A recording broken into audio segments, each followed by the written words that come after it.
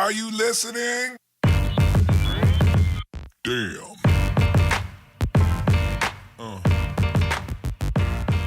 Yeah, Bom dia, boa tarde, boa noite. Começando mais uma edição do Churrasco Nacional. yeah. Essa semana temos mais integrantes e, para o desespero dos vapores aí, integrante positivista acompanhando. Quem sabe na próxima edição ele vem falar de coisas maravilhosas sobre o nosso querido Exército Brasileiro. E hoje vamos começar com o nosso Mark Antony falando um pouquinho sobre o aumento da popularidade do presidente e as consequências disso no quadro político desse ano e de 2022. Fala, Mark, é com você. Uma boa noite a todos, tá?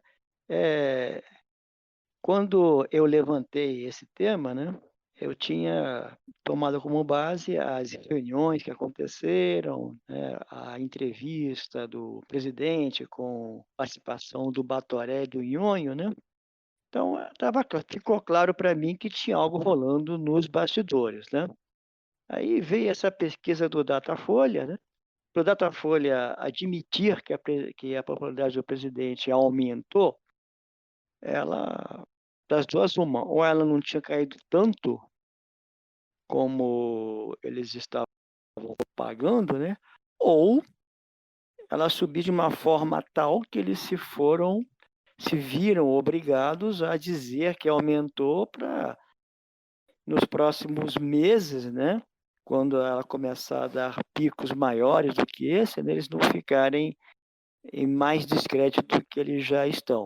Então, essa é a minha avaliação. Então, vamos assumir que o Datafolha está certo, a popularidade do presidente andou caindo, né? Nada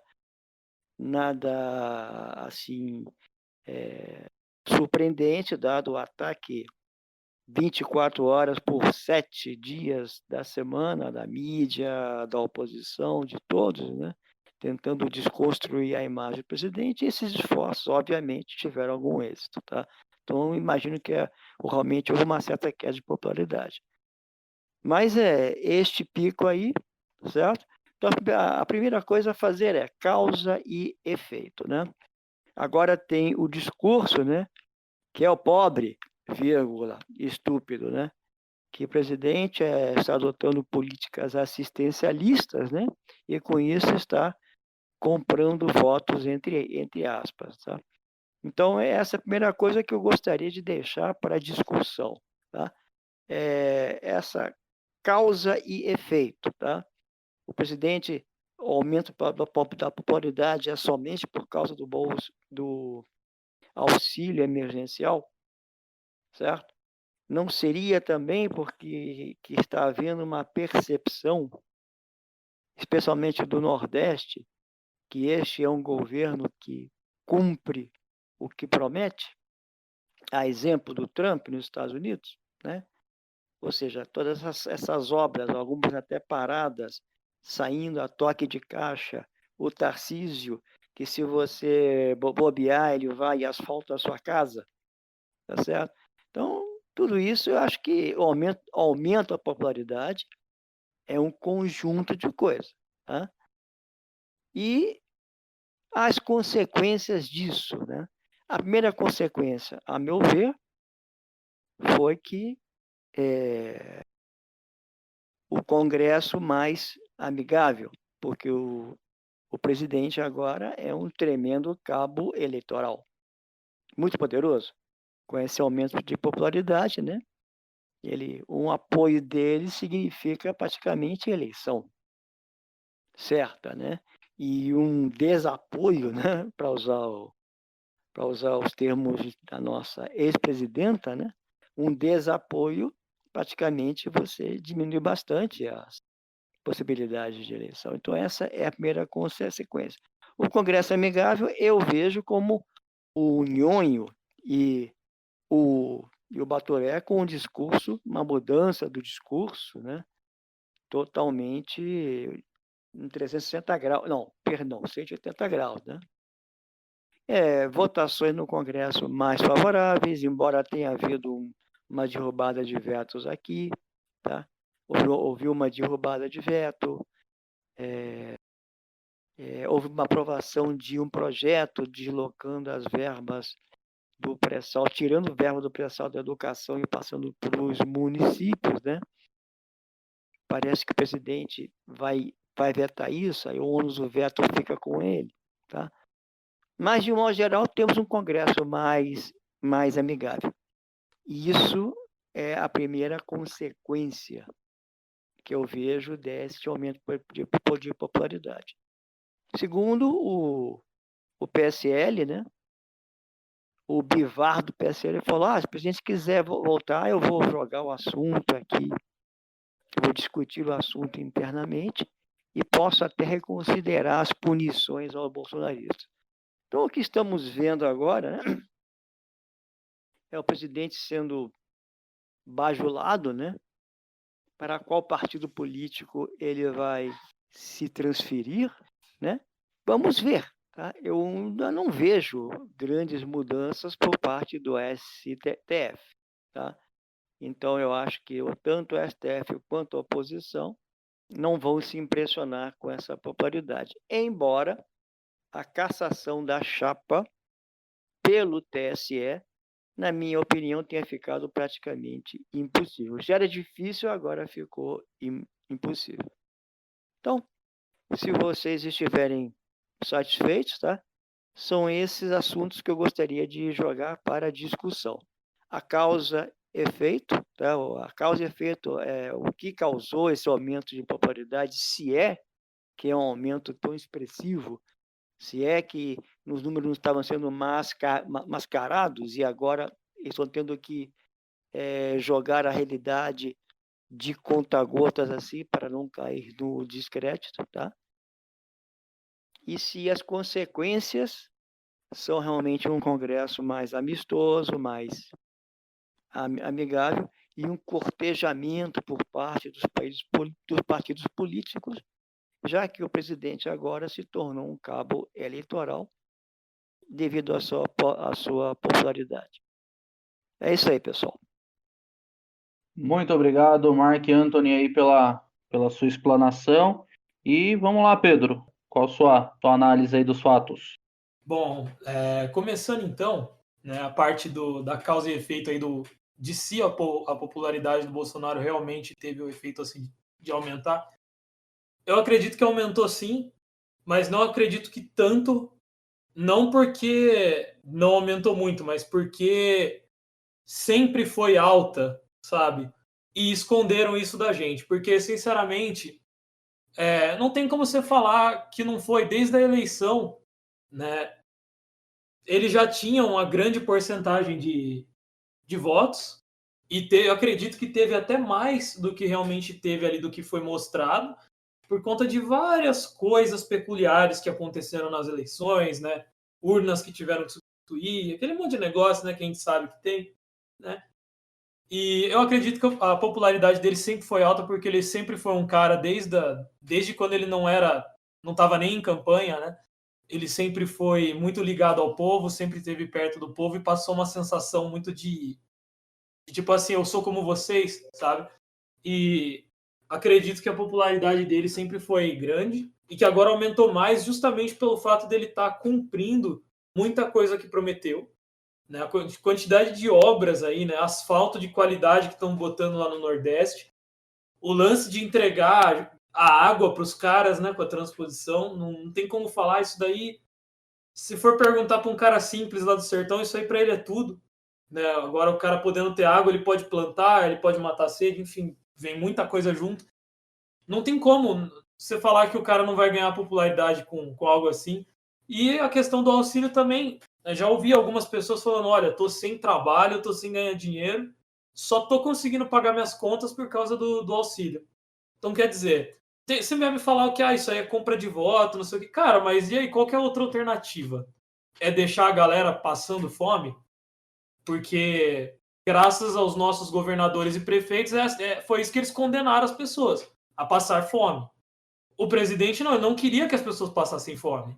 E, justamente, esse auxílio ajudou muita gente, muitas famílias. Não tem como você falar que não vai ter um aumento de popularidade. Eu acredito que a consequência é que nem o Mark falou, né? muita gente vai querer colar nele, igual fez nas eleições. É só questão dele agora perceber, e do povo também perceber, que vai ter um monte de nego por aí que são ratos. Estão só ali querendo colar nele para conseguir a boquinha e para conseguir manter o cargo, entendeu?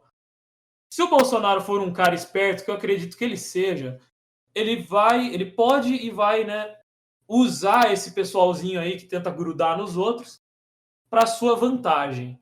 Eu acredito que ele possa e vá fazer isso. E eu acredito que é bom para ele. E, de novo, afirmo, não tem concorrência para ele em 2022. Eu não enxergo. Se tivesse alguém que pudesse disputar, já teria que ter começado há 1 ano, pelo menos, né, a sua investida. Então, não acredito que tenha. E, para mim, é isso. Realmente, a popularidade dele subiu. E a do Trump também sobe, né, ainda mais com esse lance com a China. Esses dias atrás vi umas notícias falando que a popularidade do Trump estava caindo, mas assim, a gente já viu de outras eleições que não dá para confiar em uma única palavra do que esses caras anunciam em pesquisa. Então acredito que a popularidade dos dois realmente subiu. Quanto, não sei, mas acredito que subiu sim. Eu vou acrescentar algumas poucas coisas. Claro que essas obras aumentou a popularidade do presidente, mas eu acho que tem relação que o povo começou a cair na real com essa história do Covid, do isolamento vertical, horizontal. Eles viram que, no fim, o presidente tinha razão. Eu acho que até alguns canhotos caíram em si, né? Começaram a perder seus negócios, essas coisas. E eu acho que também essa aliança que o presidente fez, colocando o líder de governo, o Ricardo Barros, que é também de um partido de centro, o contato que ele tem com o Bob Jefferson, eu acho que também aumenta o capital político para ele começar a aprovar as coisas também, as reformas, começar a ganhar as coisas contra o Maia. O que eu estou falando agora, o que eu estou vendo em relação a essa situação aí do presidente com sua popularidade, o que está acontecendo para mim. Derrubar o presidente, como sempre quis fazer e faz. E o que acabou acontecendo foi que o próprio sistema percebeu que não dava para ir contra o cara que é forte e é amado pelo povo. Eu acabei vendo algumas matérias, algumas correções, vendo que tem muito deputado que fez pesquisa particular e viu que, se ele ir contra o presidente, até como chamam no Brasil de curral eleitoral, vai ser perdido. Porque muita gente vai chegar no candidato, vem cá, eu voto em você, mas você vai apoiar o presidente Bolsonaro? Quem é que hoje, num tempo que a gente está tão informal, que vai chegar e falar, eu não gosto do presidente, eu odeio ele, e aí cai na rede social? Ninguém vai fazer isso. Quem não se lembra, né, na própria eleição de 2018, quando Álvaro Dias diz que Bolsonaro era um vagabundo, está perto de morrer, aquilo ali, ele já não tinha chance, destruir até os votos poucos que ele tinha, e a moral toda, porque Álvaro Dias é um surfador de Lava Jato. Só sabe falar sobre Lava Jato, Lava Jato, Lava Jato, Lava Jato. E ali ele mostrou a verdadeira face dele, que foi fora das câmeras, mas com a câmera gravando ele. E nisso, nessa questão que eu fui vendo, o Bolsonaro mudou a atitude dele em relação à câmera, de não querer bater de frente. E a pandemia foi bom e ruim ao mesmo tempo para o próprio presidente. O que aconteceu com a pandemia? O Bolsonaro teve que ficar mais quieto, imprensa longe dele, e eu acho que o presidente teve a oportunidade de repensar o ano de 2019. Não que ele tenha feito um mau governo, mas como ele pensou estrategicamente para se tratar com esse Congresso que a gente tem. Porque é um Congresso que, tipo assim, não ajuda o governante honesto. Porque o que os caras mais queriam e querem, mas acho que não vai rolar, é que o presidente se corrompesse, que tomasse tomar lá da cá, que começasse a botar no primeiro escalão gente deles. Aconteceu o quê? Através do Onyx Lorenzoni, ele colocou Mandetta, colocou o próprio Onyx, mas o Onyx aí é do governo, e colocou Tereza Cristina, só que Tereza Cristina parece que é uma ala que só usa a sigla, e que foi um partido que entrou no governo e praticamente só fez atrapalhar o governo. E nisso o presidente ajudou Maia e Alcolumbre a ser eleito para as duas casas, e foi aquela coisa que a gente está bem acompanhando aí, que o Brasil está de freio de mão puxado. Eu digo a vocês, eu trabalho com economia e eu trabalho no mercado de serviços e sei que economia boa tem serviço para mim. E esse ano, 2019, apesar da atrapalhação de Maia, de Alcolumbre e do Congresso, foi um ano super perfeito para minha empresa. Foi o melhor ano da minha vida, eu digo. Até minha esposa fala também. E aí a pandemia veio, atrapalhou todo mundo. E é como eu falei um tempo atrás, tem as duas partes, o bom e o ruim. O que é? Foi ruim porque o STF tirou os poderes do presidente, e foi bom que o próprio STF não tem a narrativa contra o presidente. Porque, imagina, gente, se o presidente está aí como à frente da pandemia, tomando conta do Brasil, e o Brasil chega a 100 mil mortes. Eu sei que não iria chegar porque a gente ia ter o tratamento, mas se fosse chegar, imagine a narrativa que ia ser. E, tipo assim, aí agora estão tentando de tudo para colar a pecha no presidente de genocida, mas não consegue. E aí o que está acabando acontecendo?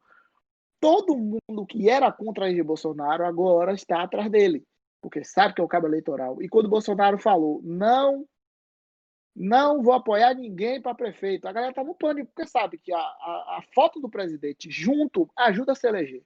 A gente já viu montagem, eu mesmo já vi montagem na internet do irmão de Alcolumbre usando a foto de Bolsonaro. Deve ser sem autorização dele, mas está usando. E o que a gente vai enxergando através dos tempos é que a eleição de 2020 vai ser uma resposta maior ainda para o sistema, porque muita gente não vai ser reeleito, ainda mais quem estava fazendo coisas contra o povo. E auxílio emergencial ajudou muito. A postura do presidente em relação à família, em relação às pessoas presas, a reunião vazada, tipo assim, o sistema quis derrubar o presidente, ruir a popularidade, só que o destino fez tudo botar no lugar. Eu digo sempre que esse governo tem a mão divina junto dele. E essa pesquisa já só comprova o que tá aparente para todo mundo, que Bolsonaro está fazendo pelo povo, e está fazendo obras, e está fazendo coisas que vão ficar, são legados. Eu estava conversando até com um amigo meu, que a gente pode ter a economia perfeita, trabalho, dinheiro para todo mundo, mas se você não deixar um legado, o povo vai dizer que seu governo não fez nada. O povo quer ver uma rua asfaltada, quer ver um hospital, quer ver uma obra que nunca ia sido terminada a ser feita. Nós tivemos aquelas obras lá no Pará, aquela pista que era lama pura sendo entregue. Bolsonaro foi no Pará agora, vai entregar uma obra, começou uma obra que é a ponte do Rio Xingu, que vai resolver a vida das pessoas que ficam ilhadas. Bolsonaro está fazendo uma ponte que liga Rondônia ao Brasil, porque Rondônia é separado pelo rio e só atravessava de balsa. Vocês ficam imaginando que são coisas que o povo se emociona, pessoas que sentem essa dificuldade. E o presidente fazendo isso que tem que fazer, não tem jeito. A Bahia é um estado petista, gente. E aqui eu vi 4 outdoors de Bolsonaro na BR, do agro agradecendo a ele, e eu vi ele trazer água para lugares que precisava de água. Eu termino meu comentário dizendo que o sistema vai ser destruído por dentro, como o presidente está fazendo. Teve a nomeação do Fábio Faria ajudou muito, a nova postura do presidente também ajuda muito, e o presidente não deixou de ser conservador. O presidente só deu 2 passos para trás para dar 10 para frente. E é o que está acontecendo agora. Eu digo a vocês que uma linguagem sula da Bahia. O Congresso abaixou as calças, a Colômbia abaixou as calças, porque viu que não tem como ir contra. E viu que cada vez mais, se eles ficarem contra o presidente, não vão ser já não vão ser reeleitos. Mas, no momento, eles vão tentar diminuir a questão de rejeição sobre eles, mas não adianta. Eu acho que a maior alegria do povo brasileiro vai ser não ver Maia ser eleito. Maia, principalmente, que é o que mais aparece. Tanto ele como o Alcolumbre. Nenhum dos dois tem mandato. Mas vamos juntos e vamos vendo que o presidente não está surfando a onda, não está se aproveitando do que está acontecendo. As coisas foram acontecendo e só melhorou para ele, porque ele faz pelas pessoas. É uma pessoa humana, é diferente de um político que só aparece a cada 4 anos. Mas é isso aí. Tamo junto, encerro meu comentário. Vamos ver agora o Bismarck aí e o que ele tem para falar, e logo eu volto com o meu comentário. Boa noite a todos. A minha participação é mais para comentar a respeito do programa de infraestrutura que o Tarcísio vem apresentando e vem mostrando para o Brasil, engrandecendo o governo Jair Bolsonaro. Na minha opinião, vendo as últimas semanas, muita gente critica que Jair Bolsonaro está deixando o conservadorismo de lado, está fazendo obras e esquecendo das pautas que o elegeram. É mentira, porque as obras fazem o nome Jair Bolsonaro chegar nos mais longínquos lugares do Brasil. E não é de uma hora para outra que a gente muda uma coisa que aparece há décadas. O Brasil foi dominado pela social-democracia durante 30 anos, 40, 50 anos. Não podemos mudar em 18 meses. Então, na minha opinião, as obras que o Tarcísio está fazendo vão ajudar em muito a levar o nome Jair Bolsonaro e a direita conservadora para lugares onde a gente nunca imaginou que poderia chegar. Então, já que estamos aqui debatendo tanto a popularidade do presidente, quanto o que aconteceu mais ou menos nessa última semana. Bom, Tarcísio, como vocês sabem, poderia ser chamado ministro sem tempo irmão, né? Porque esse homem é complicado, é brabo. Dando uma olhadinha nas obras, nas ações do Ministério da Infraestrutura nessa última semana, 23 ações foram completadas entre domingo e ontem. Vejam só. Então, como eu não posso listar as 23 ações entre melhorias de BRs, projetos para expansão de aeroportos, construção de aeroporto, expansão de terminal, eu vou listar apenas 4 ações que realmente mostram como a pauta que elegeu o presidente Jair Bolsonaro está plenamente a cada dia nas pautas do próprio governo, né? Então, uma delas foi a visita do presidente Jair Bolsonaro na quinta-feira à cidade de Belém, onde, como o Uramesh falou, ele inaugurou uma obra chamada Belém Porto Futuro, que constitui na revitalização do Porto de Belém para multiuso, no sentido de confraternização, é um ponto de cultura, né? Então, é um lugar onde a direita nunca chegou, nunca foi eleita, e que ele está colocando a sua bandeira de uma forma firme e forte. Outra ação importante que o Tarcísio fez ao longo dessa semana foi a conclusão, o recapeamento da BR-381 de Minas Gerais e a BR-262 no Espírito Santo. Por que essa BR é importante?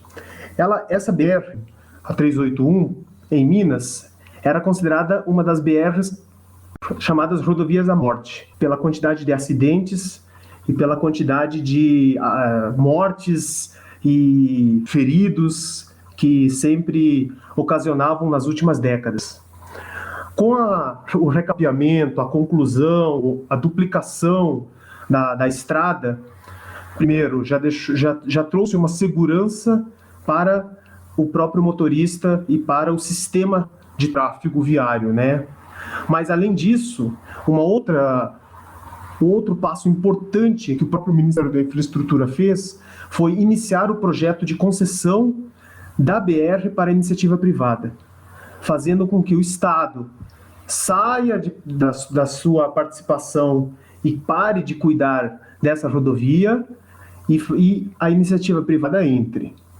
O Tarcísio considera que em torno de 7,7 bilhões serão investidos ao longo dessa estrada e tanto no cuidado quanto no manejo, né? Enfim, fazendo com que a estrada, que é uma das rodovias que cortam o coração do Brasil, principalmente ligando o interior ao litoral, né, no caso do Espírito Santo, possa ser uma obra viável, que não onere o motorista e desafogando um dos grandes problemas do Brasil. Bom, outra pauta que eu achei interessante trazer para os nossos amigos colegas aqui é uma coisa que a gente, a princípio, passa batido, porque a gente só fica falando obra, fica falando em Jair Bolsonaro e nas pautas conservadoras, mas uma das grandes pautas que o governo Jair Bolsonaro está entregando, ou melhor, se destacando, é a pauta anticorrupção. Em 18 meses de governo, nós não encontramos nada de corrupção no governo federal, nas principais pastas, nos principais ministérios. Nada. A mídia está em pânico e o Tarcísio, que através do seu ministério, que é um dos mais problemáticos justamente por trabalhar com obras, e todos nós aqui sabemos que as obras causam problemas de corrupção, principalmente nesse país continental. O Tarcísio, uma vez, numa entrevista concedida na televisão, disse que perguntaram para ele: mas ministro, como que com tanta obra para gerir e com tanta obra para cuidar, com tanto dinheiro, o senhor consegue manter o ministério isento de corrupção ou de notícias perigosas? E ele mandou dizendo que ele criou uma delegacia, um departamento de fiscalização de contratos e fiscalização de nomes que trabalham para o Ministério da Infraestrutura, que não sejam os próprios servidores da pasta, né? E esse ministério, essa secretaria é comandada por dois delegados da Polícia Federal. Quer dizer, é fantástico, porque ele coloca novamente a pauta anticorrupção que elegeu Jair Bolsonaro como uma das camadas principais do Ministério para evitar com que quaisquer respingos ou quaisquer faíscas que apareçam e que possam vir a acontecer, e isso o próprio presidente sabe que pode vir a acontecer e ele seria o primeiro a cortar na raiz, que não respingue no próprio presidente, porque a mídia está sedenta para isso, né? Enfim, para finalizar o meu comentário, uma outra questão ao longo dessa semana que eu acho fundamental, que aconteceu e que mostra como o Brasil é uma potência no segmento de agroindústria, foi uma live feita entre o ministro da Infraestrutura, Tarcísio, e a ministra da Agricultura, Tereza Cristina. Eles discutiram, entre vários assuntos, a questão da viabilidade, da logística entre a infraestrutura e o agro, né? Uma das grandes vitórias que o próprio governo Jair Bolsonaro teve ao longo desse ano de 2020 foi a exportação recorde de grãos na casa de 280 milhões de toneladas para o comércio exterior. E isso tem muito a ver com a conclusão da BR-163, que liga Sinop a Miritituba, no Pará, né? Sinop, Mato Grosso, Miritituba, no Pará, o porto, em função da conclusão da estrada, né? O tempo de viagem entre os caminhoneiros reduziu drasticamente. Afinal de contas, a estrada está pavimentada. O porto de Miritituba cresceu em até 5 vezes a exportação, principalmente porque eles consideram como Arco Norte. O que é o Arco Norte? Ao invés dos caminhões terem que descer para Santos, no caso Sudeste, né, vindo do Mato Grosso, é muito mais fácil eles subirem para o norte, e os navios que estão lá em cima, no norte, eles já podem usar o Oceano Atlântico na parte norte e através do Canal do Panamá conseguirem chegar no Pacífico, do que o navio ter que subir a costa brasileira para ter que... vai gastar mais combustível, vai gastar, o frete é maior, quer dizer, enfim. De modo geral, o Tarcísio vem demonstrando que a cada dia mais ele consegue levar o nome Jair Bolsonaro para lugares onde a gente nunca imaginou.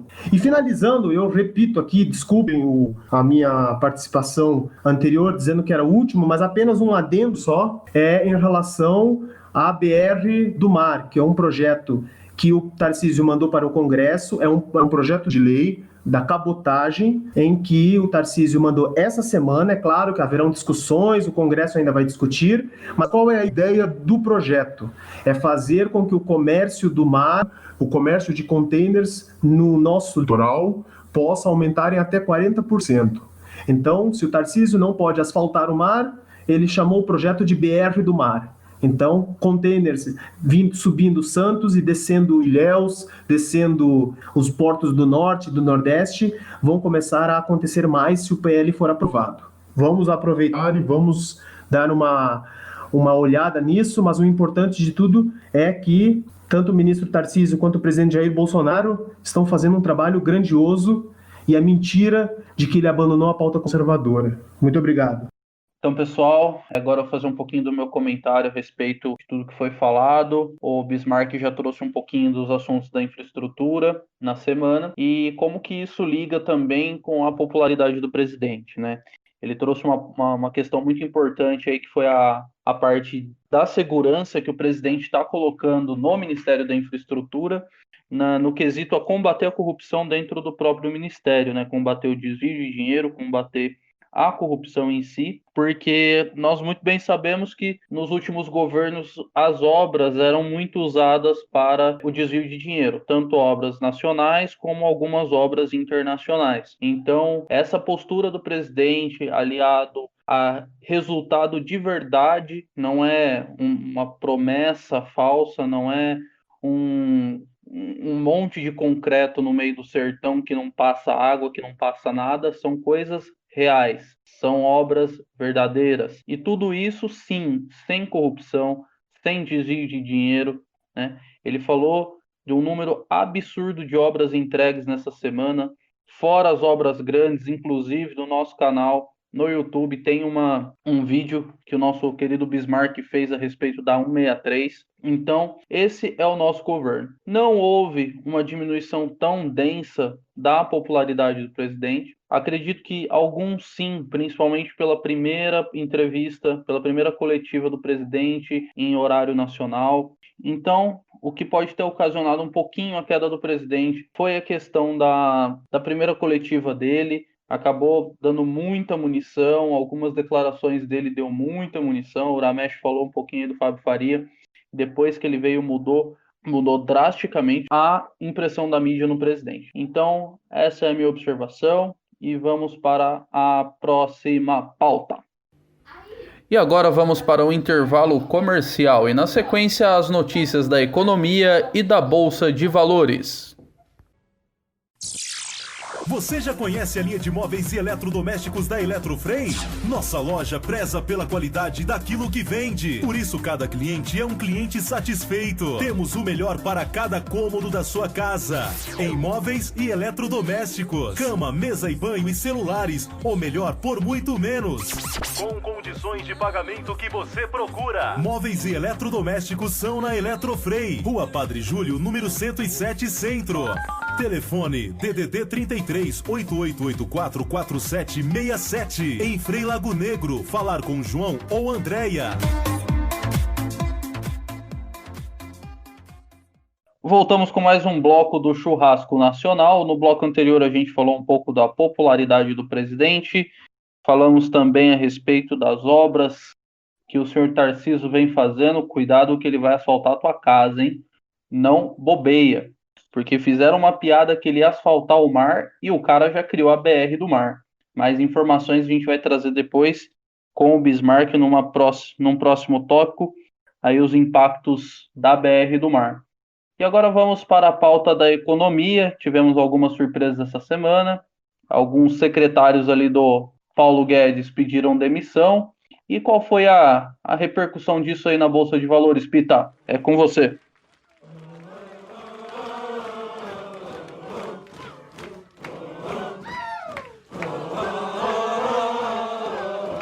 Bom, começando então aí o bloco econômico das notícias, né? Vou começar com uma frase aqui, né, para dar início. Dinheiro não traz felicidade, pobreza não traz porcaria nenhuma. Vamos começar então aqui. Bom, eu venho acompanhando a Bolsa de Valores a semana inteira e essa semana não foi uma semana boa, né? O único dia que eu me recordo da Bolsa ter fechado em alta foi sexta-feira. Todos os outros dias fechou em baixa, devido a um principal motivo, na verdade dois, mas o maior deles foi justamente a debandada, como disse Paulo Guedes, do pessoal do Ministério da Economia. O principal foi o Matar, que saiu, que era responsável pelas privatizações.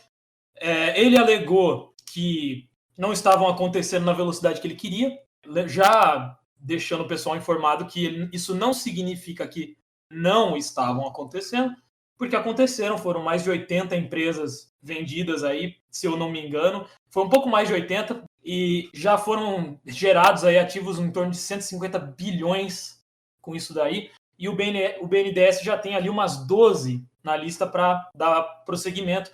O pessoal não ouve muito porque a maioria das empresas o povão nem conhecia, né? Não teve um Correios ali, uma Petrobras, uma Vale ou algo assim que chamasse a atenção. Mas o Matar não ficou satisfeito com a velocidade que as coisas estavam indo. Provavelmente, o que eu acredito é que ele tinha o critério técnico necessário para dar prosseguimento àquilo ali, mas ele não percebeu o tamanho do enrolo ideológico que tinha, a quantidade de ratos infiltrados ali naquele meio, que estavam dispostos a atrapalhar de tudo quanto é jeito, sabe? Aquela gente que ouviu na escola do professorzinho de história, que privatização é do demônio, que não sei o quê. E aí fazem de tudo para impedir as privatizações, né? Então, com certeza vai ser mais lento. Não é em um ano que se faz isso. Demora, justamente por conta desses ratos que estão lá dentro barrando, tentando fazer de tudo para impedir. Mas aí, sobre o Matar é isso. E o outro foi, eu não me recordo o nome dele agora, mas faz parte ali da parte da desburocratização, que também disse que a reforma administrativa não estava prosseguindo também na velocidade que ele queria. Que também é outra coisa difícil de se conduzir, porque mexe no bolso do Estado, e o Estado nunca quer mexer no próprio bolso, né? Condenaram as pessoas a passar fome, mas vai ver se algum deputado diminuiu o próprio salário. Pois é. Mas o que acontece a reforma administrativa tem que vir antes da reforma tributária, que inclusive é outro ponto que eu vou falar. Por quê? Porque não adianta cortar receita, cortar ganho, se você não cortar gasto. Então não adianta o governo reduzir imposto se ele ainda gasta muito para se manter.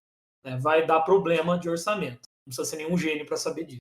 Então a reforma administrativa é prioridade. E é por isso que o Guedes não revelou ainda mais coisas sobre a reforma tributária, porque não adianta nada você diminuir algo que você nem entende. Se chegar para o povão e falar assim, pô, os impostos estão altos, mas aí você sabe dizer quais são? Ou o cara vai falar que são todos, ou o cara vai falar que não faz ideia de quais impostos tem. E justamente foi feito dessa forma. Os políticos fizeram com que a gente tivesse 1 milhão de impostos diferentes para justamente o povão, o pessoal médio, não conseguir entender, portanto não conseguir saber como resolve. E continua assim, os caras comendo lagosta e vocês comendo arroz com farofa. Então assim, a questão é preciso simplificar para depois ir reduzindo. E é preciso cortar despesa dentro do governo. Por isso, Paulo Guedes tem sido cauteloso e a mídia pesou em cima querendo falar que ele quer aumentar imposto, que ele está querendo criar novos impostos. E sim, ele está querendo criar novos impostos, porém substituindo impostos antigos, tá fundindo impostos. Estão pegando PIS e COFINS, por exemplo, fundindo numa coisa só. Se perguntar para o povão o que é PIS, o que é COFINS, por que foi criado, para que serve? Ninguém faz a menor ideia. Então, se fundir os dois, ou fundir mais impostos, criar impostos mais simples, é mais fácil de explicar para o povão o que está alto e o que não está, entendeu? É preciso fazer com que o povo entenda economia. Senão não dá para resolver um problema que você não entende. E o impacto da bolsa disso tudo é que, obviamente, as ações caíram por aquela coisa de preocupação, né? O pessoal olha, putz, está saindo gente do Ministério da Economia, putz, o que vai ser disso? Acho melhor eu vender para garantir meu lucro. E aí todo mundo vende as ações. Quando todo mundo começa a vender, pouca gente começa a comprar. O pessoal que quer vender começa a diminuir o preço para poder vender. Resultado, cai tudo. Tudo cai de preço. Então, ações aí, de forma geral, despencaram, né, na Bolsa. A Bolsa foi de 104 mil pontos ali para 101, chegou até chegar ali 100.600, quase querendo perder a casa dos 100 mil. É aquela coisa, notícias ruins geram essa instabilidade, mas a tendência é que os ânimos se acalmem, o pessoal comece a pensar mais com a cabeça e menos com o coração, e a situação volta para uma relativa tranquilidade, né? E outro ponto que afetou a Bolsa essa semana foi a fake news absurda que a China inventou de falar que tinha vírus nos frangos e, consequentemente, afetou também a Bolsa de uma forma geral. É óbvio que isso é falso, tá? Já tem especialistas aí de infectologia falando que não se contrai corona por comida, tipo, não tem como o vírus se manter em comida, principalmente com tanto tempo que demora para exportar uma comida daqui para lá. Então, para mim, isso me parece uma manobra da China para tentar chantagear o Brasil, prejudicar o Brasil por conta daquela questão do 5G, que ainda tem muita gente indecisa sobre se vai pegar o da China, se não vai pegar da China, enfim. E a China aí querendo mandar no mundo desesperadamente, né, fazendo essas coisas. Mais uma vez, nunca confie na palavra do governo chinês. Se os caras te derem bom dia, vai para a janela, abre e vê se está de dia mesmo, porque esses caras são embaçados. O ponto é esse, então. A Bolsa teve uma semana ruinzinha, talvez semana que vem deu uma respirada, deu uma recuperada. Para quem investe bem, ainda deu para ganhar uns lucros aí, né? Alguns fundos imobiliários valorizaram essa semana. Destaque para 2, que inclusive eu tenho, HGLG11, de logística, da Credit Suisse, e o XP Malls, da XP de shoppings, que valorizaram legal essa semana, e conseguiram salvar um pouco aí a galera dessa treta toda que deu na Bolsa. Enfim, esses são os comentários de economia da semana. É basicamente isso, passo para a próxima pauta.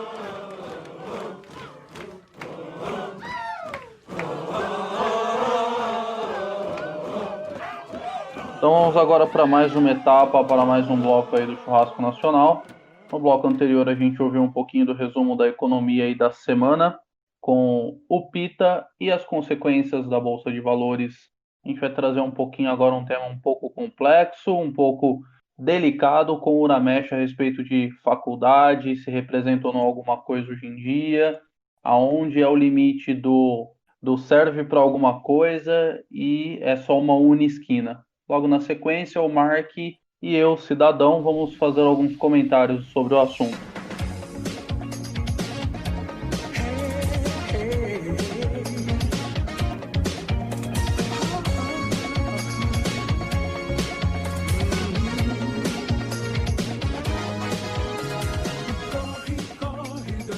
Aqui é o Uramesh, passando o recado do Churrasco Nacional.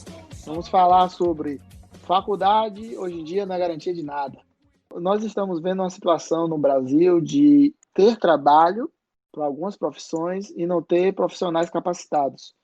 Posso ter até capacitados, mas tem muita gente que se formou, fez faculdade, mas não tem experiência e não cursou a faculdade realmente para o ensino e para poder ser um profissional. Militou mais do que estudou. E a gente vai vendo cada vez mais que muitos cursos que tem na faculdade são mais cursos para gerar militantes e não gera profissionais que realmente vai servir para a comunidade ou em si. Além disso, a gente vai vendo que no Brasil, com essa mentalidade que foi implementada de ser funcionário público, muita gente não quer ter uma profissão, pelo menos no início das suas vidas. Procura fazer uma faculdade e pensando em ter fazer um concurso público para encostar no Estado. Como sempre, o Estado querendo controlar a vida da pessoa e ser dependente do Estado. E a gente vai vendo que cada vez mais acontece de pessoas fazerem faculdade, se formam e achando que depois de formado vai dar uma carteirada e vai entrar em qualquer lugar. Aí acaba acontecendo de não ser como a pessoa pensava. Nisso a gente vai vendo que temos muitas profissões que hoje, relativamente, o cara ganha mais do que uma pessoa formada e que tem muitas profissões que muita gente trata até com preconceito. E nisso estão criando uma situação de saturando algumas profissões e deixando as outras desfasadas. Tem muitas profissões aí que você não acha profissional para trabalhar. E os que têm, ganham dinheiro. Que for um bom profissional, quando tem pessoas que realmente trabalham. O que está acontecendo mais ainda? Tem muitas profissões que estão ficando saturadas, muita gente se formando, e nisso foram criando uma visão de algumas profissões que geram mais renda, todo mundo querer fazer. E a gente está vendo uma debandada de pessoas, de jovens, todo mundo querendo fazer medicina, que agora é o curso da vez de amores de pessoas que não sabem que não é simples ser médico. E com isso a gente vai gerando profissionais ruins, as pessoas que insistem em se formar nessa área, e são profissionais ruins, e o atendimento às pessoas normais fica ruim. E eu digo isso um pouco que a esquerda conseguiu colocar no Brasil, de sucatear o nosso estudo e acabar formando pessoas que não têm o conhecimento, realmente o conhecimento necessário para ajudar as pessoas. E a faculdade que ele fez não garante nada, não garante o futuro, não garante nada. E muita gente acaba se formando, se frustra, e às vezes depois disso que vira um profissional liberal e vai ter montar uma empresa, vai ser empreendedor, apesar de às vezes ter a mente até esquerdista. Outra coisa que aconteceu nesse tempo da esquerda no poder do Brasil foi querer destruir com os empresários. Vamos pensar principalmente nas letras trabalhistas, nos sindicatos, nas pautas esquerdistas, e sempre mais Estado e querendo atrapalhar o empreendedorismo. A sorte nossa é que a gente entrou um governo agora que é liberal, conservador, e que está focando em ajudar os empreendedores a poder ter a empresa mais fácil, porque antigamente, para você abrir um simples negócio, precisava de um alvará de funcionamento, precisaria de pagar tanto imposto, e agora, com a nova lei, que foi aprovada ano passado, a gente vai diminuir toda essa questão burocrática no Brasil. Como diz nosso presidente Bolsonaro, a gente precisava, para abrir uma empresa, de 5 pessoas carimbar um documento. Hoje eles conseguiram diminuir essa questão e as pessoas poderem empreender mais fácil. Porque quem gera emprego realmente e melhora a economia do país são os empresários. Falando um pouquinho mais, o que aconteceu com tudo isso transformou no Brasil a inveja da pessoa bem-sucedida. O que acontece hoje no Brasil é que você ser bem-sucedido causa inveja e as pessoas não enxergam que você lutou para conseguir, só enxerga o produto final e acaba te julgando por isso. Muita gente não sabe o que um empreendedor às vezes precisa fazer para poder crescer. Ele pega um sonho e transforma em uma verdade, e nisso tem gente que começa a falar: você está ganhando dinheiro, você está bem, mas não sabendo todo o processo que ele passou para poder chegar naquilo. E terminando um assunto, vou dizer, muitos esquerdistas brasileiros querem a benesse, mas não querem se esforçar.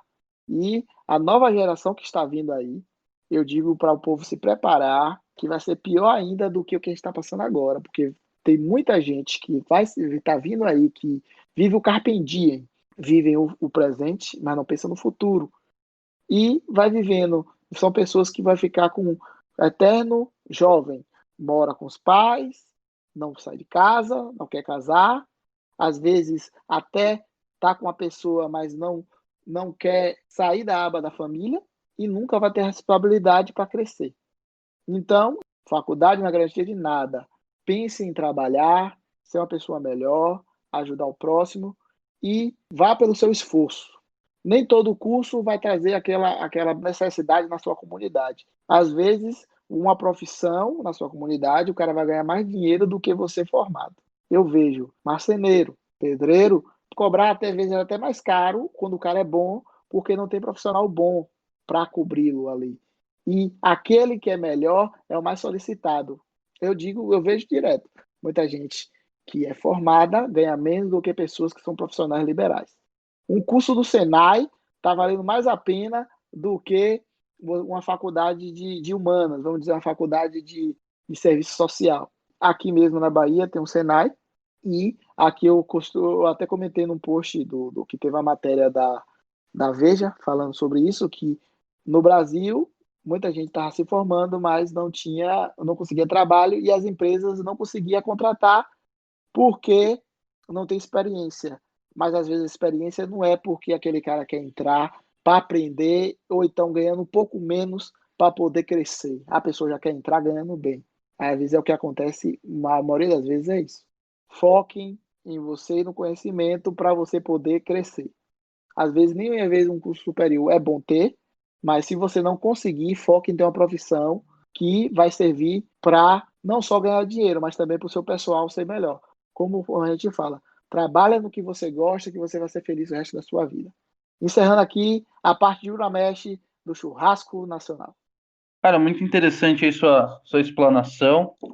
Eu vou comentar um pouco aí a respeito desse assunto, ainda mais porque eu meio que estou ali junto com você na sua área de atuação, na mesma parte aí de serviços, né? E também eu não tenho uma faculdade, não me interessei. Quando me perguntaram por que que eu não quero ter uma faculdade, eu respondi porque eu quero ganhar dinheiro. Não quero perder tempo numa sala de aula. Admiro quem o faça e reconheço que algumas profissões, uma faculdade, ela é imprescindível, mas a questão é que tem muita forma de você ganhar dinheiro e ganhar muito dinheiro de maneira honesta, de maneira lícita, porém, às vezes ela não é tão simples como uma pessoa concursada. Então, é um processo trabalhoso, é um processo, o empreendedorismo é um processo complexo. A gente aguarda que o presidente aí, junto com a articulação dentro do Congresso Nacional, faça as reformas administrativas e principalmente a reforma tributária. Isso vai ajudar bastante a gente aí em levantar o Brasil, levantar a nossa economia, principalmente nesse tempo de pandemia. O Mark acho que vai complementar alguma coisa, baseado na experiência dele aí da faculdade também. A perspectiva que eu vou dar é de 45 anos atrás. Na época não existia microempresa como a conhecemos hoje, tá? E trabalhar para ganhar emprego, o governo militar da época tentou o ensino profissionalizante, mas não deu muito certo, tá? Então, o que você tinha? Você tinha grandes corporações, você tinha o governo e poucas coisas, os poucos empreendedores que existiam eram quase todos no setor de serviços, tá bom? Então, você entrava na faculdade para se inserir no mercado de trabalho. Ora trabalhando para o governo, uma sociedade de economia mista, como com a Petrobras, Eletrobras, Nuclebras, certo? Ou para as grandes multinacionais. Então, era quase que obrigatório você entrar na faculdade, e de outra forma você não entrava no mercado de trabalho em condições favoráveis, você era mão de obra não qualificada, ok? Entendido isso, tá? Como é que era o contexto da faculdade nos anos 70? A esquerda dominava, ou seja, o processo de dominação da esquerda é antigo à beça, falamos de décadas. O ambiente na faculdade era quase todo de esquerda. A direita que havia eram nichos, tá? Nichos. Haviam diversas vertentes de esquerda. Eu simpatizava por uma vertente trotskista, que tinha um pouco de independência em relação ao partidão, a partidão Moscou, Pequim, então acho que era mais ou menos independente, mas fácil de ler, tá bom? Aliás, parêntese, se vocês quiserem saber o método da esquerda, o que ela se propõe a fazer, eu recomendo ler o Manifesto Comunista, tá bom? De preferência no original, se ficar difícil, tenta achar a versão em quadrinhos da Editora Voz. Está lá tudo o que eles vêm fazendo nessas décadas, tá bom? Então, você estava na faculdade cheio de ilusões, né? Primeiro, ilusões de esquerda, né? Que a esquerda é muito boa para te dar ilusões de grandeza. Você se acha que você vai mudar o mundo através da revolução, que começa com a revolução dos estudantes, que depois vai para os trabalhadores. Isso está no Manifesto Comunista e está nos escritos de Lenin. No de Trotsky também, mas Lenin é mais, como direi, é mais pragmático nesse sentido, tá bom? Não sabíamos sobre Gramsci e os sociólogos, os teóricos de esquerda mais em moda, tá bom? Então você estava na faculdade, beleza, vou mudar o mundo, vou me inserir no mercado de trabalho, vou ganhar muito dinheiro. Aí você vê que você até vai, mas tem que ralar muito. E a faculdade não é como o Ramesh falou, não garante absolutamente nada. Não garante hoje e não garantia na época.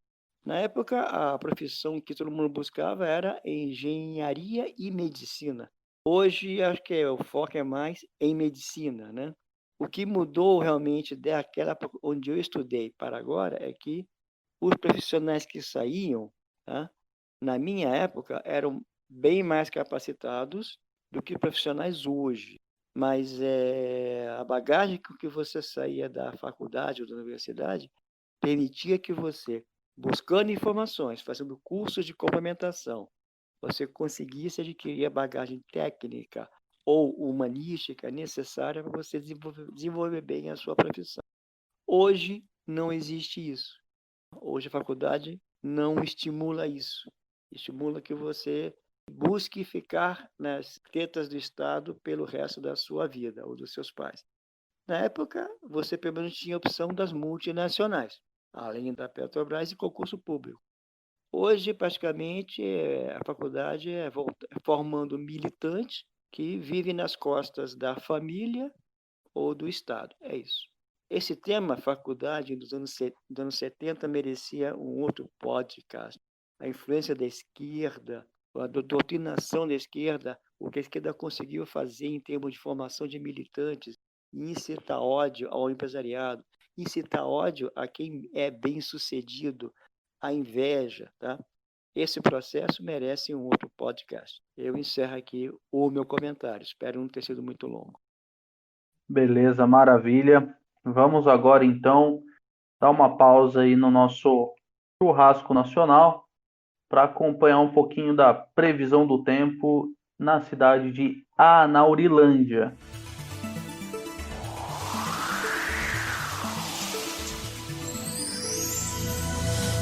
Então, essa semana vai ser uma semana bem tranquila, previsão de chuva na segunda-feira e algumas pancadas isoladas durante os próximos dias até a quarta-feira. Voltamos com a nossa programação normal e um abraço para o povo de Anaurilândia.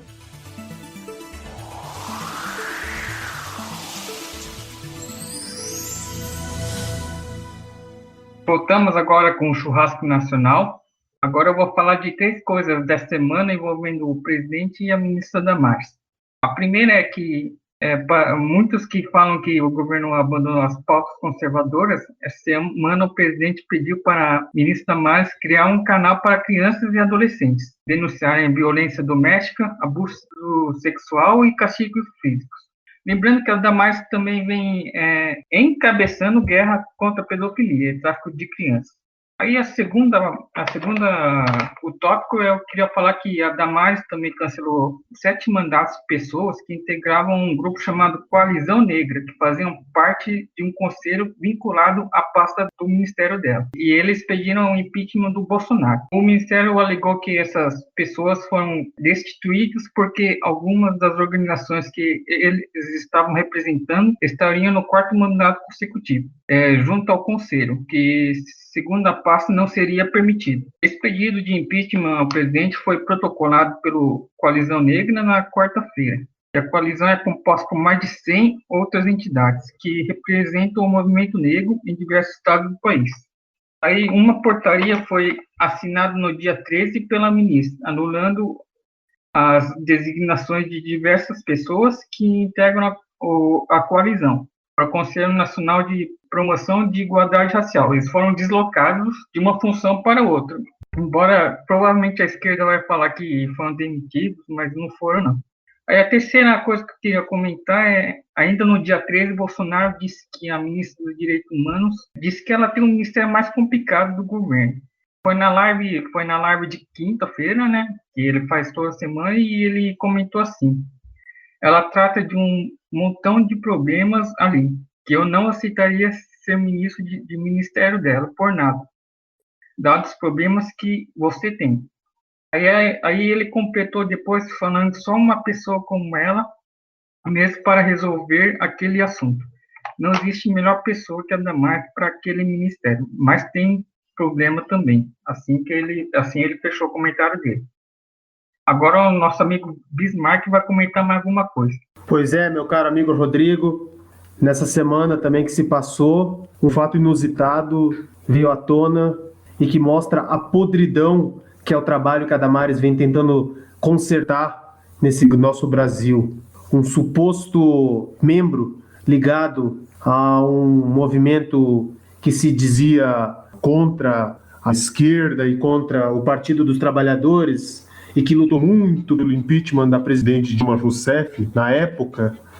Esse membro, que inclusive é o mentor da CPI das fake news, é o mentor que está por detrás de Alexandre Frota e Joyce Hasselman, é o mentor que está perseguindo os seguidores do presidente Jair Bolsonaro. Vejam que coisa, ele está ou foi preso por uma conduta não republicana no desvio de milhões de reais em um negócio escuso e teve os seus aparelhos pessoais, como computadores e celulares, também apreendidos. E vejam só que coisa, hoje esse mentor que se diz a favor da democracia e contra as fake news, a Polícia Civil está investigando uma rede de pedofilia que pode estar, onde ele pode estar incluso junto, afinal de contas, o seu material, afinal de contas ele tinha um material pesado guardado no seu HD do computador. Então, através dessa, podemos concluir que não só o trabalho da Damares é fundamental para salvar as nossas crianças, como também a quantidade de pilantra que aparece por aí, dizendo que está lutando pela democracia, está lutando pela verdade, quando na verdade é uma fraude. Retomo isso ao meu amigo cidadão. Pois é, a pauta do conservadorismo não está fora do governo. Quem puder e quem souber olhar as entrelinhas do governo vai ver que tem muito combate a pautas anticonservadoras, tem muito freio sendo colocado na oposição graças à articulação do presidente junto ao Congresso Nacional, inclusive com o apoio dos nossos bravos e honrados amigos militares, com destaque ali para o general Luiz Ramos, que conseguiu junto colocar mais ou menos 200 deputados na base do governo. As últimas pautas foram aprovadas aí com uma média de 300 a 310 deputados apoiando as pautas do governo. E o conservadorismo ele tem que partir da gente. E como o conservadorismo ele tem que partir da gente, então a gente já vai comentar um pouquinho sobre o curso que o Ricardo Vélez trouxe à tona, né? É o curso de Introdução ao Pensamento Político Brasileiro. Ele é um curso que começou em 1983, um pouco antigo, e o projeto do Ricardo Vélez, o ex-ministro da Educação, é trazer esse curso um pouquinho para a gente nos dias de hoje. Já foi lançado, se eu não me engano, 2 aulas lá no blog do Ricardo Vélez, comentando um pouquinho aqui, então, a versão original do curso de Introdução ao Pensamento Político Brasileiro. Ela consistia numa coleção de 13 obras escritas por professores especialistas na matéria e que seriam estudadas pelos alunos que estivessem matriculados no curso de extensão da UNB. A estrutura mudou, tornou-se mais ágil e é basicamente um curso introdutório hoje, com linguagem mais simples, com o intuito de familiarizar o leitor com os temas que serão abordados. Então, para quem tiver interesse, lembrando, o conservadorismo ele não vem do Estado, o conservadorismo ele vem da gente, ele vem de baixo. Muito se fala que o governo abandonou as pautas conservadoras. Muitos canais de comunicação mainstream acabam falando que o governo abandonou, que perdemos o MEC, que não sei o quê, e toda essa ladainha que a gente já está careca de saber. Mas a real é que ninguém quer pôr a mão na massa. Ninguém quer ir lá e se candidatar a vereador na cidade no interior do Paraná, na puta que pariu. Entendeu? Me desculpa, vai vir um pi aí, ou não vai vir pi merda nenhuma, aqui a gente fala mesmo, mas é um assunto que é muito complexo. O curso tá aí, quem quiser vai ficar aí na descrição do podcast. Também a gente vai postar lá nas nossas redes sociais, Rádio Acúria. Mas lembre-se, reforçando, o conservadorismo, ele vem de baixo, ele vem da gente. Então vamos parar com essa coisa de querer colocar tudo em cima do governo, porque não é papel do Estado, não é papel do presidente, é papel nosso. Vamos parar de fazer fofoca, vamos parar de ficar fazendo fofoquinha. Vamos fazer coisas pertinentes, vamos ajudar o país, vamos relembrar quem são os verdadeiros patriotas, vamos relembrar a história do Brasil, a história da nossa nação, vamos ressaltar e resgatar o patriotismo brasileiro. Isso é o conservadorismo. Conservadorismo não é reacionarismo. Se você fica olhando as matérias do dia a dia e ficando nervoso, querendo que o presidente vai lá e mete o pé na porta, soco na cara, achando que vai resolver alguma coisa, você está muito enganado. Isso é reacionarismo. Nós não elegemos um presidente reacionário. Nós elegemos um presidente conservador. E o conservador, ele vai a todo custo tentar manter a ordem das coisas. Ou vocês querem uma guerra civil? Porque ninguém aqui, né, na maioria dos que falam para ter uma situação de rompimento de exército na rua, de não sei o quê, não consegue manusear uma Glock. Não consegue, não sabe nem como funciona uma Glock. E olha que a Glock, pelo amor de Deus, quem não conseguir atirar com aquilo ali, desiste.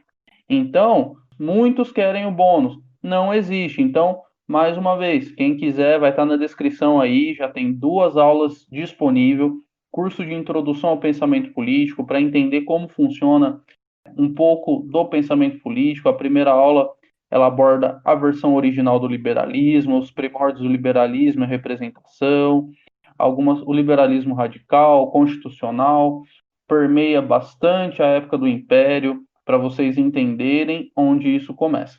Mais para frente a gente pode trazer um pouquinho no outro podcast, algum resuminho das 6 aulas do curso, mas fica a dica aí, conservadorismo começa de baixo.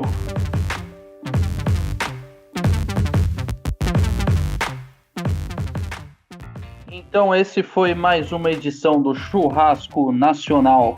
Gostaríamos de agradecer a você que ficou aqui até o final, nos ouvindo, ou que nos ouviu através dos cortes nos assuntos.